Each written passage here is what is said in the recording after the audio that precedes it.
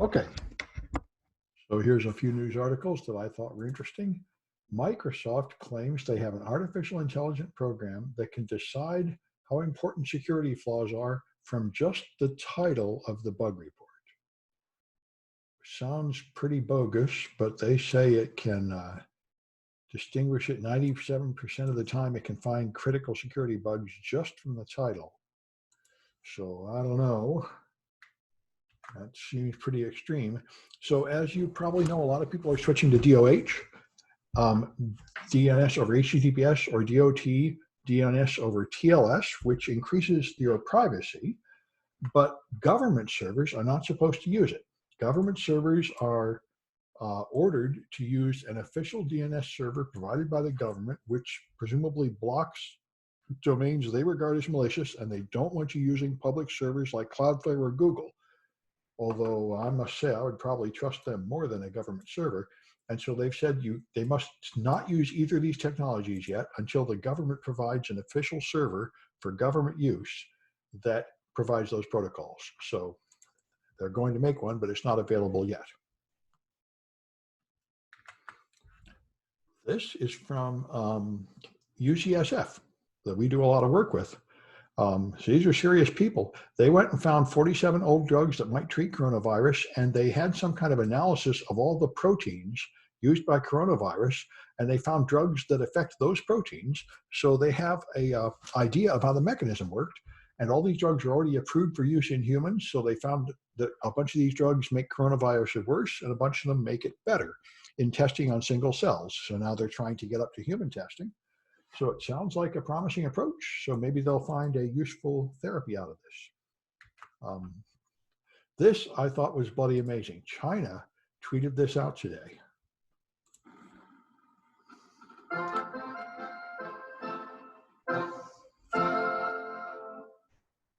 December. Strange pneumonia cases reported. Roger that. January. We discovered a new virus. It's dangerous. Wear a mask. Stay at home. Building temporary hospitals. Built in 10 days. Time to lockdown. February. It's overwhelming our medical system. The virus is killing doctors. It's airborne. Everyone stay at home. March. Our numbers are now dropping. We wore masks. We made our data public. Your people are now dying. We said it was dangerous. April. We said it was airborne. We said it was dangerous.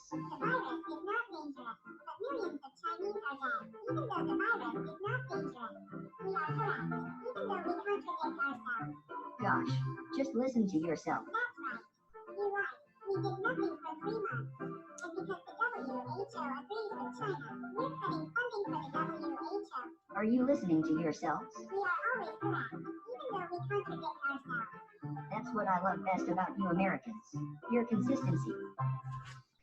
Well, anyway, I think that's pretty funny. We'll see what comes of that.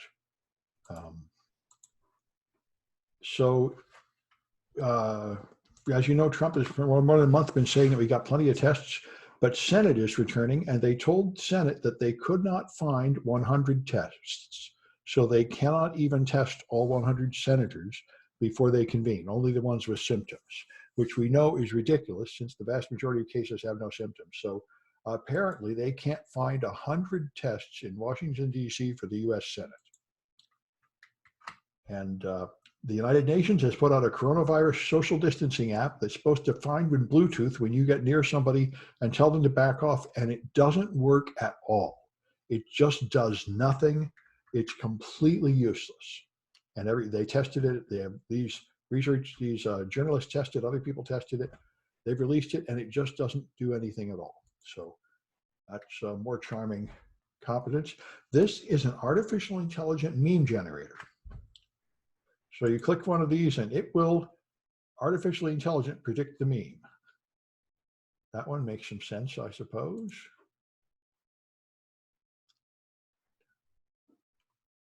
So anyway, that gives you a clue. There's a lot of these examples of like TV commercials written by artificial intelligence and short stories to sort of comfort you if you think AI is going to take your job. AI is not that ready. Los Angeles apparently has enough coronavirus tests to offer free testing for all residents, although they mentioned a relatively small number of thousands per day they could do down here. But anyway, that's nice. You can get tests in San Francisco now too, but I'm not sure everybody gets them for free, but they are somewhat available. A lot of people went out to the beach, so the governor's going to close the beaches, I guess today or tomorrow. And Amazon, Whole Foods, and Instacart are going to have a mass strike on May 1st, which is Saturday, or maybe it's tomorrow, 30 days after, it's just tomorrow, Friday.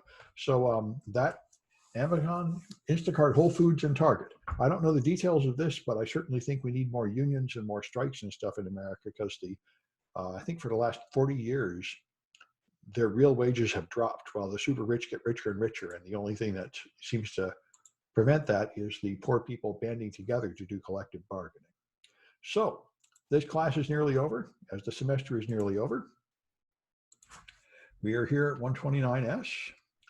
And so this is the last lecture, chapter 13. There's one more class coming, and I don't think I'm going to present any new material there. I'll just be available if anybody wants help on projects. I think that's probably all I'm going to do for the last day. And then the final exam comes. Your points are all in Canvas. You can already see what score you're getting. The calculation is there in the announcements, so hopefully nobody is in for any surprises. So let's take a look at this stuff, which is the other ways to attack users. And so this is an attack I learned from WebGoat, HTTP response splitting. This is quite cute. So suppose you have a page, and the page has different versions for different languages. So when you send the request, you specify the language up here in the URL as a parameter. And that is used to set a cookie marking that your preferred language is English. And instead of just picking from a set of constant values like English and Spanish and stuff, it actually takes the text you type in and echoes it back to you in the cookie. Then this should look familiar by now. That's a case of something like cross-site scripting, but in this case, it has a different effect. Suppose this means I can, in principle, it'll be in a set cookie line here, and if I'm allowed to inject carriage return line feed, then I can inject that into the name of the language and add another line here so I can create another header. And my browser will interpret this as an HTTP header from the server, even though it came from the client. So it's this is called header injection. And all right, so now I can put anything I can put in the header. If they try to block and sanitize it, I can conceal it with null bytes and WRL encoding and tricks like this, and I might be able to sneak it past the filters. So if I send this request, English carriage return line feed, set cookie, section ID equals something, then it will return with the real setting cookie line, the preferred language English, and it'll also set the session ID to a number I chose. So I'm now able to trick my browser into thinking that the server set a cookie specifying the session ID when the server did not. It was my client that managed to bounce that data off the server and have it come back in a way that my client browser was confused. So this means the attacker can control the entire body of an attack response. So I can do stuff like this. I can inject all this stuff that's highlighted. I can inject a name and then a content length, 2 carriage returns, and then HTML, and I can set the content length so that your browser will only accept content up to the content I injected, and all the original content is gone. So I should have that available here. Let's see if I can get my example up here. All right, so header injection demos is here. So if I start here and I put in, whoops, well, what happened? Oops, I hit the wrong button. All right. I got to go here and bring it back. This thing keeps jumping over to the wrong screen. All right. So this is games and header. There, this one probably, yeah. All right. So English, I submit, and out comes English. But if I put in this English carriage return line feed, content length 28, and then this page that says pwned, and then I follow it by a second carriage return line feed, and a second HTTP header, then this will be interpreted by the browser as two separate pages. And I will only see the pwned page. And if I view the source of this page, which for some reason I cannot see, where did they hide view source? View developer, view source, here it is. Then all I see is pwned. The original source of the page is completely gone because my browser ignored it. So that's one kind of injection. And here's the fancier kind where I inject an entire page with links and a form and an image. And again, I've adjusted the content length here to match the content I injected. So when I send that up, I now get, in the fullness of time, yes, maybe not. Let's refresh this, try it again. Worked earlier, but maybe something is broken.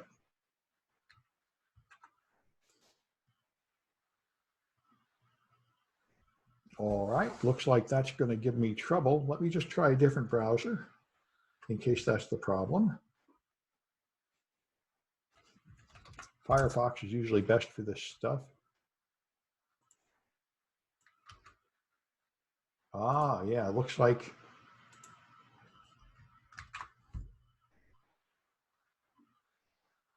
unable to connect. Looks like my site has crashed or something. Well, all right, we'll carry on. That's, let's try this. Oh, I see.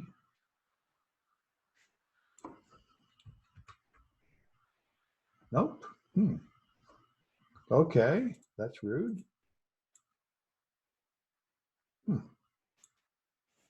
All right.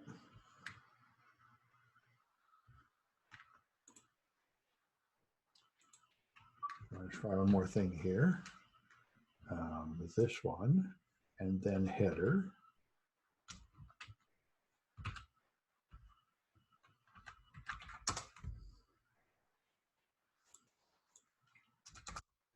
All right. And this will be the last one. And I'll just carry on. I tried it right before class. Ah, now it works. Okay, I don't know what the temporary problem there was. But anyway, now you see I've injected this whole page with a form you have to fill in to try to trick you into doing this. And all the original content has been replaced by something else. So if I can trick you into clicking on a malicious link, I can present you with an entirely different page with this vulnerability. All right. So another thing you can do, since I was able to fool my browser by having data come in which appeared to come from the server, but didn't really come from the server in the usual way, I can certainly fool cache servers. So suppose there's a cache server in the middle here that tries to notice if you request a page and save a copy of it. So if later people go to the same page, they'll see the cached copy. If I can send an injected here, which causes one request to give me two responses, then the cache server cannot correctly correlate the request and the response. It doesn't know that really. So this request can get associated with the first response, and this second request can be associated with the second response from the attacker. So I can trick the cache into thinking that this forged response came from this second request.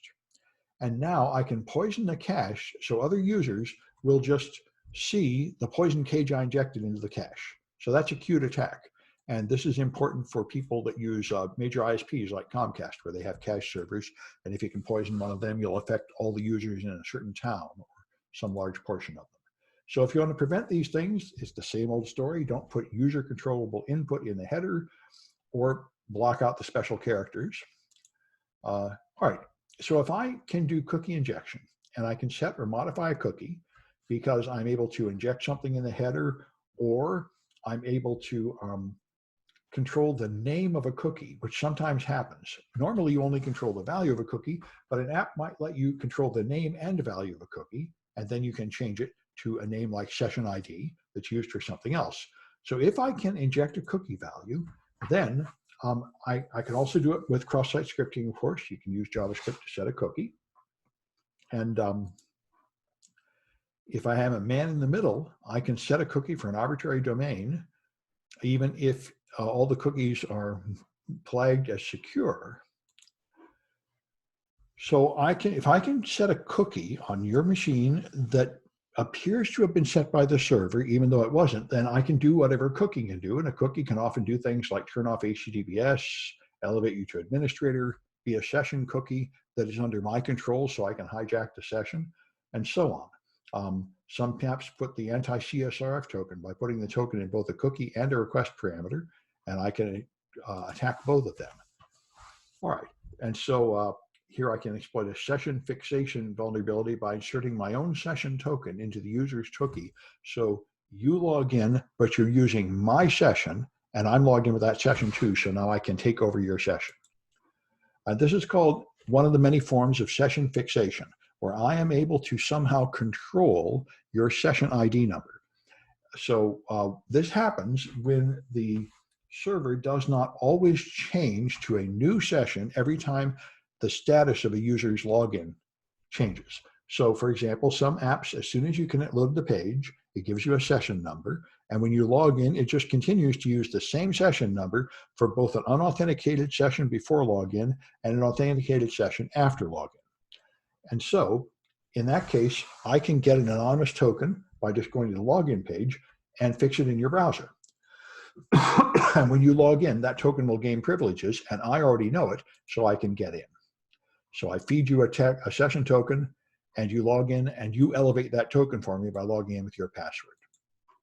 So if I want to inject a token, cookie injection will do it. If it's in the URL, I can just add it here. Sometimes I can add the token value in the URL, even if the app was not designed that way, with a semicolon or other ways. All right, and so here's another example. You browse and shop for items. That's happened in most stores. You shop for things, you put them in the shopping cart, and you haven't even logged in yet. That doesn't happen later. So you check out. And so if I can fix an anonymous token here, then I can steal data from the confirm order page, and I can get your personal data, because I will can send a request to the server, and it'll recognize me as you because I know your token. All right. Some apps let you have arbitrary tokens, even if they never came from the server. Now, a more common attack is I would have to connect to the server and get a token and then reuse that token. But some apps, I can just create my own token. IIS and Alera Cold Fusion did this in the past. So I can just send you an arbitrary number, and the server will just take it. So to find these things, look at how session tokens are handled, and look for a token changing from an anonymous to a logged in session, and see if they retain the same token. That's not a best practice if they do. So that's the game here. And if you want to prevent these things, you should always issue a fresh session token whenever someone logs in, or when they escalate privileges any other way. And you can also use per page tokens to make sure that they came from your page and not from a third site. Anyway, and you shouldn't accept any tokens that didn't come from the server. So the server should have some long token with some kind of non-obvious format, so attacker cannot create tokens. So those are session vulnerabilities. Then there's open redirection, which is a famous vulnerability used for rickrolling, where one page points to another page and can somehow refresh and go to a different site. So I can trick you into going to the video of Rick Astley as the original one, just as a prank. So you can do this lots of ways.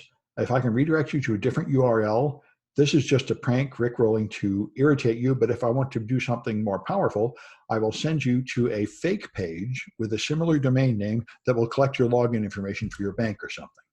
And this comes from, if you have a page on your site that redirects to another page, and that is possible for me to adjust that. Now, it is extremely common that pages on websites point to other pages.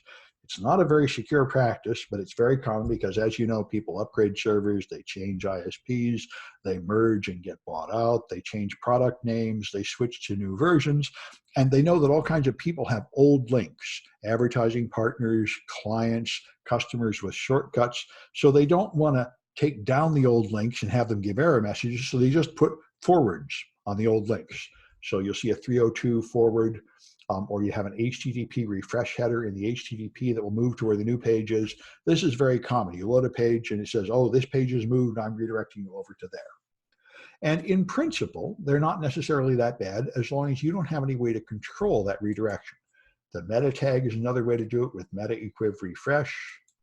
JavaScript can redirect it by just setting document location. All these techniques will cause you to automatically move from one page to another, and they're all used on the web. So those are redirects, but if they're controllable, then they're open redirects. And so one common place is after you have a timeout and re-log in, then it will often go to a different page to log in. Hackathon had this. If we ran it, the Zap attack proxy much earlier in this class, and when you log into Hackathon, right on the login page, it has a return URL. So if you change this return URL, then after your login, you'll go to that domain. So if you inject Google, it'll go to Google. So that's an open redirect. Now, the Z-Attack proxy, like most vulnerability scanners, was not very accurate, and it interpreted this as remote file injection. It thought it was going to use this URL to load content, and it doesn't do that exactly and add it to the page. It's a slightly different situation, but you can see how it could be misunderstood as a remote file injection when it's a redirect. So if you want to prevent these redirection attacks, then it can block absolute URLs, so it thinks you can only use relative pages that would still be on the same domain, or it can try to add a specific prefix to make sure that whatever page you go to is on the desired domain, and both of those are pretty risky. So if you block all user-supplied strings starting with HTTP, then I might be able to get by with capitalization or null bytes, or a space before the HTTP, or just omitting the HTTP using 2 slashes, or encoding the HTTP in a variety of ways, or using HTTPS, or backslashes, or 3 forward slashes. All these things might well be accepted by the browser, and they will get through the filter because they won't match the filter string. So if you want to sanitize absolute URLs, if they try to remove HTTP at any external domain, then you can put in double domains or domain strings inside strings again, so that the sanitization process will just make it back into the malicious activity. If it's going to check and make sure that you start with or contain the absolute domain, then you can try putting in a domain like this. You can have multiple fields in a domain name separated by dots, and the only one that matters is the last one. All right, and you can have other punctuation marks so that things here look like the domain, but they're not really the domain. There's a lot of tricks like this. If it's going to add an absolute prefix to it, another way to go is I can redirect to updates, update 29, and it's going to always add http mdsec.net/, and then it puts in my updates here. And that might be all right, but if the added prefix doesn't have the slash at the end, it's vulnerable, because I could just put in an injection that starts with a dot. And now, instead of being a subdomain of mdsec.net, it is part of mdattacker.net. All right. So again, don't put user data in the target of a redirect. If you're going to do it, you should just have it choose from a list of accepted values. It shouldn't literally take the text from the user and put it right in. If you have to have user-controlled data, then you'll have to carefully try to force to make sure that it goes on the right domain. All right, HTML5 also supports client-side SQL databases. I don't really know why. I guess in case you want to have a shopping cart with a lot of data in it or something. In principle, you can do this in JavaScript. You can create tables in SQL and store a large amount of data in the browser. So this would allow you to store so much data in the browser, you could run some kind of shopping cart, shopping store just in the browser locally, offline. I'm not quite sure why you'd need that, but it is an option in HTML5, and therefore you could do local SQL injection to steal data from the local browser. So this would be information that you could steal from the browser by feeding in data which has SQL injection attacks such as email received by the browser. Another thing you can do is have parameter pollution locally. So here, a webmail can load the inbox, and when it loads the inbox, it may have other things. More than just showing the inbox, it has the order and the size, which number of emails to show on a page, and which one to start at. And so if you click on that link, then it will load the inbox with those parameters set. And that might be fine, but I might be able to inject other parameters like action equals delete, so that when you click the reply button, it deletes messages instead of replying to them, because it has the action equals delete in here. So it's the same kind of, that's called, again, parameter pollution, where I add a parameter in the URL string that is not supposed to be there, and the web app processes it anyway. So let's take a look at some Cahoots. And I think I need to open up a new one here because I accidentally closed my browser.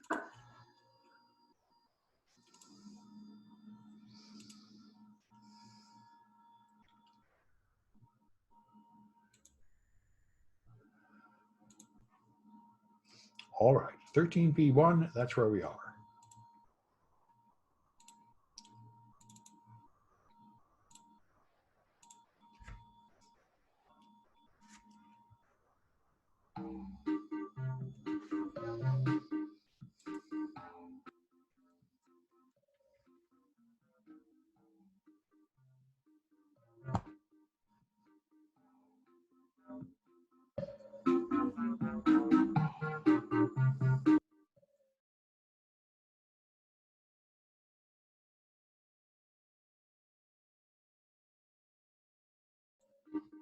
Good.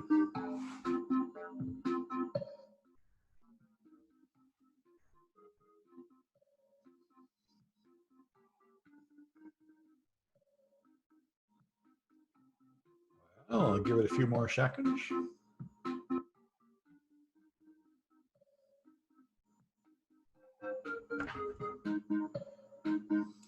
Aha, we're up to 5, all right.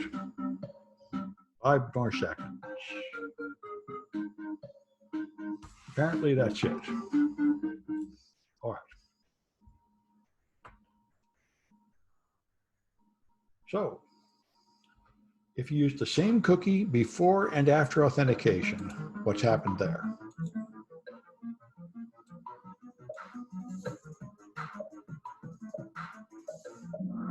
Session fixation. All right.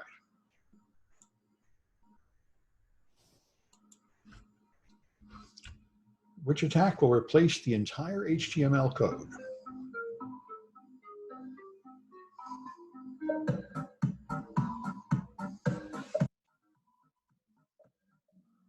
That is response splitting, where I send one request, but I'm able to make 2 responses come back from the server, and one of them can be completely under my control.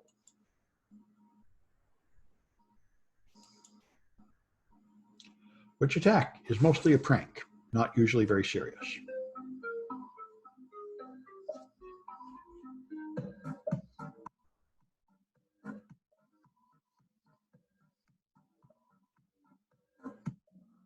Open redirects, all right. Like cross-site scripting, they're very common and people don't take them too seriously, and they can be part of a serious attack, but in themselves, they're usually not taken too seriously. All right, which attack can poison a proxy server so many other users see a altered page?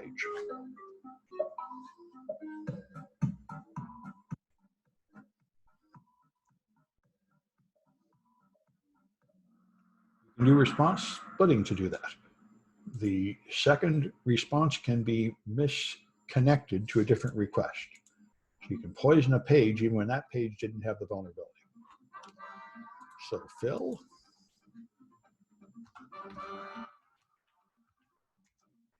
F. Ortega.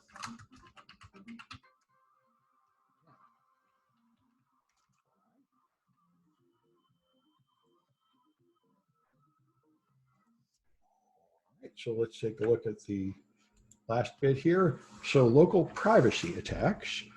If somebody gets to use the same computer, like a laptop in a classroom or stolen laptop or stolen cell phone, then you've got a shared machine. And now you got a problem because cookies persist for a long time. So if you haven't deleted the cookies, your browser probably still has them, and all they have to do is open the browser and they'll be in your email and your Facebook and perhaps your bank and other things.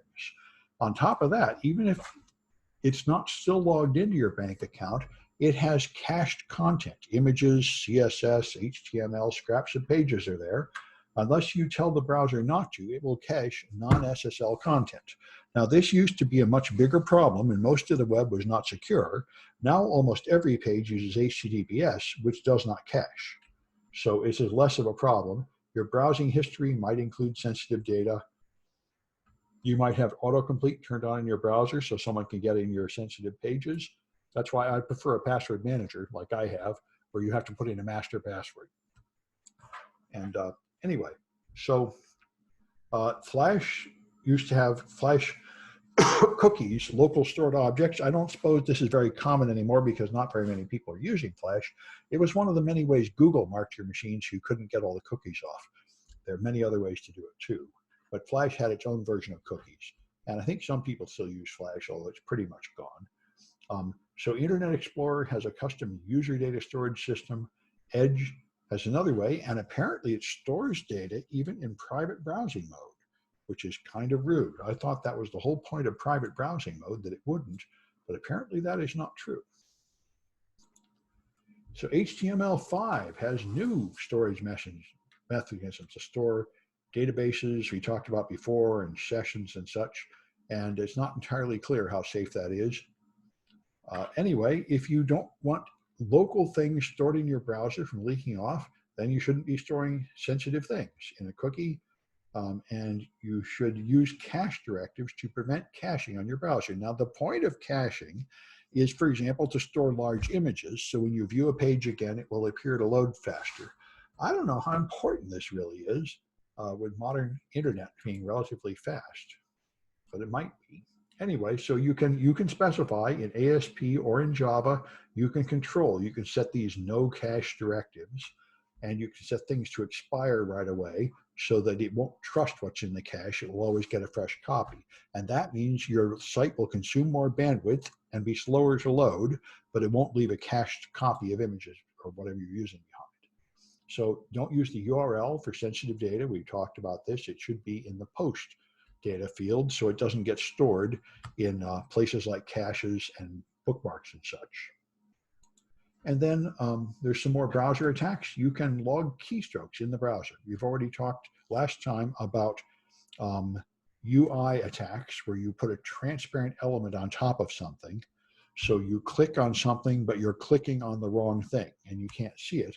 You can also capture keystrokes and move them. Here's an old attack that I was only able to run it in an old Windows 2008 machine, but you can type in this page and whatever you type appears down here in the status bar. That's kind of a stunt, but I made another one that really works in JavaScript.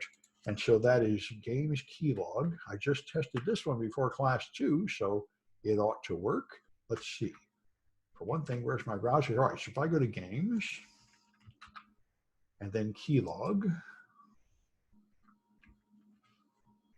there it is, keylog. All right, JavaScript keylogger. So I can type secret information here. I'm going to type secret CNIT 129S. Okay, and all I did was type it, and that data is being stolen as I type it and sent to this server. And you will see it here, secret CNIT 129S. It's getting groups of characters, about 10 per line, and sending them up there. So that's the point, and here's the script. It watches for the key press, and when you press a key, it adds it to a variable called key, and when the key length is long, then it takes a new image on some period, at some interval. It comes down here and it resolves an image with the keystrokes in it, and the image is on my server. So that it tries to load an image with this URL, and that sends it up to my server, which is a PHP script that fetches the data from the URL and puts it on this other page.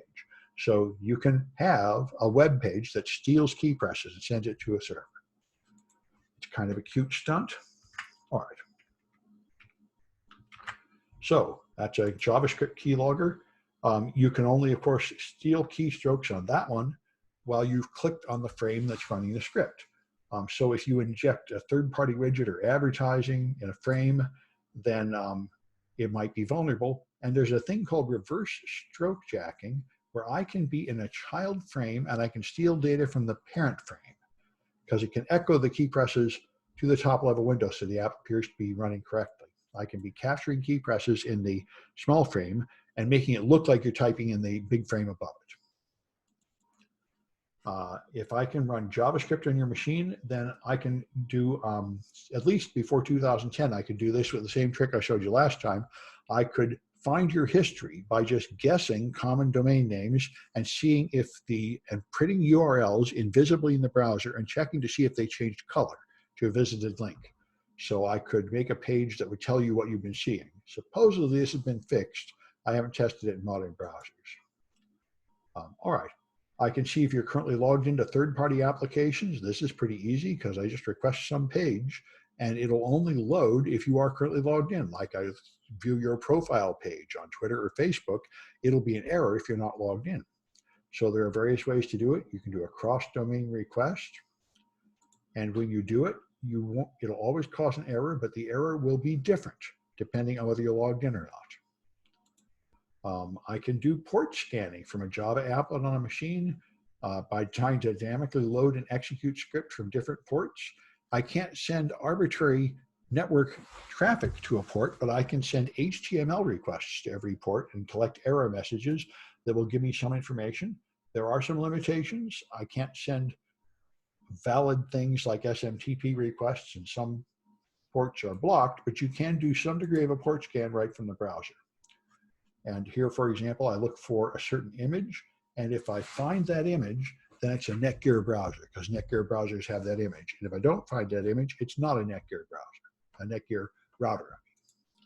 All right, so after I found the device, I can then try to connect with the default name and password and so on. And I can attack non-HTTP services if I can get them to respond to data that's sent with an HTTP request. I can send binary content. So it's a little bit garbled, but I can sometimes connect to services that way. And I can, if it's running on a port that's not blocked, and it will let me send data that has unexpected HTTP headers, then I can still do some actions on a service. And so I can send script to that service, which might bounce back and do things. I can exploit bugs in the browser and so on. And the more modern technique I hear about this is old back in the days of client-side Java, which is not that common anymore. But the new one is DNS Rebinding, which has really gotten a lot of attention because of the Internet of Things. So the trick of this is you have a malicious DNS server, and your DNS server for your domain flips the domain record to sometimes point to your real server and sometimes point to 127.0.0.1, something on the local network, or 192.168. And so your browser thinks it's looking at the same domain, but sometimes it sends the traffic on the local network. And a lot of Internet of Things devices, if you come from the local network, they would interpret you as being the administrator. So that's the game here. And it's relatively limited. There are only special situations where it works. And when this first came out about 4 years ago, I tried doing it. It was very painful. It took hours to set up. Here's one of the demonstrations of it. HT DNS rebinding test case. I was able to do it, but it wasn't much fun. There's new tools like Singularity from NCC Group is supposed to be much more efficient to do DNS rebinding. So you can quickly get into local resources. These are, anyway, I'm not sure of any real attacks that use this, but they are stunts showing that you shouldn't assume that just because traffic appears to come from a local source that it's trustworthy. And then there are browser exploitation frameworks. The main one I know is Beef, the browser exploitation framework that was included in Kali. You could put up a page, and if anybody visited the page, it would then put JavaScript in your browser, and you could execute commands from the browser by constantly pushing more JavaScript in while they view a page. So In principle, you could be logging keystrokes, fingerprinting the browser, performing port scans, and so on. In practice, all these vulnerabilities got patched pretty quickly. And by the time I started writing projects using Beef, most of the fun attacks didn't work anymore. It seemed like they didn't keep it updated. So Beef became less exciting after the first couple of years. Anyway, the main point is Beef was there to embarrass the browser security designers into improving their product, and it kind of worked. And you shouldn't be loading anything over HTTP, because then I can inject scripts and do all these nasty things. However, even if you load everything over HTTPS, if I'm in the middle, I can still sometimes inject script, because in the first place, many apps use HTTP and HTTPS, and they separate the cookies.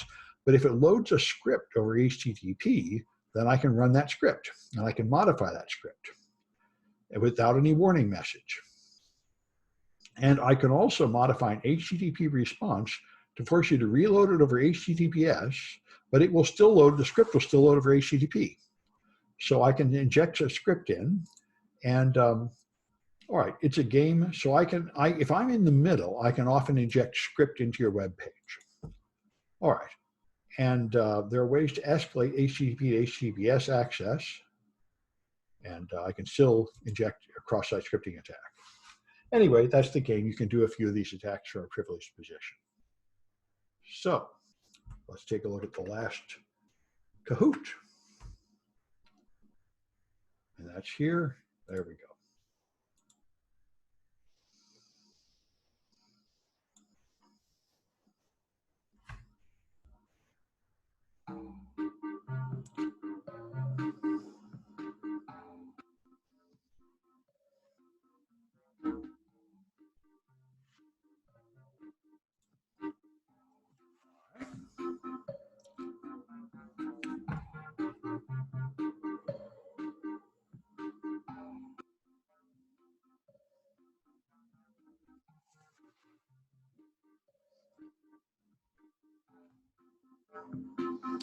I think I had 5 last time, but it looks like I've lost some people. I'll give it a few more seconds.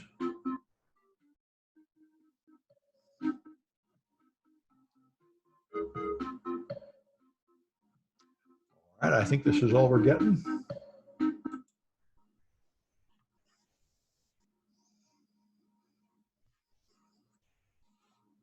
All right, what persistent data is created for HTTP pages, but not HTTPS?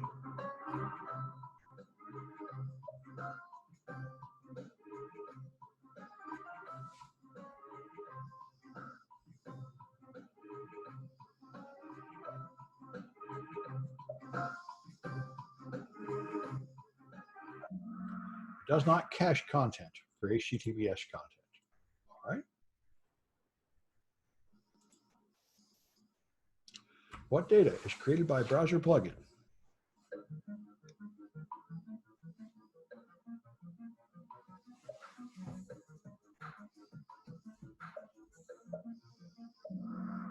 Locally stored objects, otherwise called flash cookies.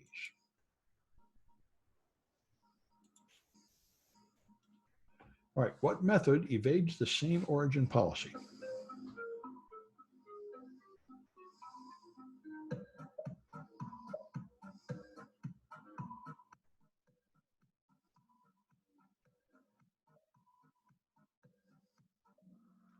DNS Rebinding makes a request that came from the internet appear to come from a local system.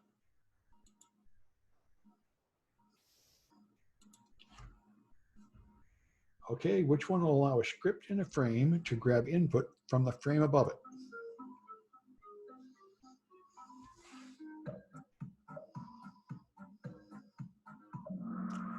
All right, that's the reverse stroke jacking.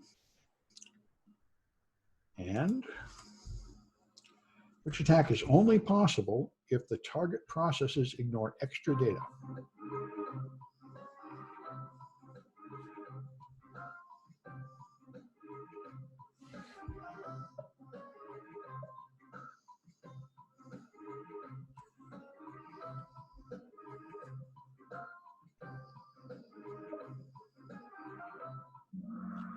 If this is when you try to connect to local services that are not running HTTP.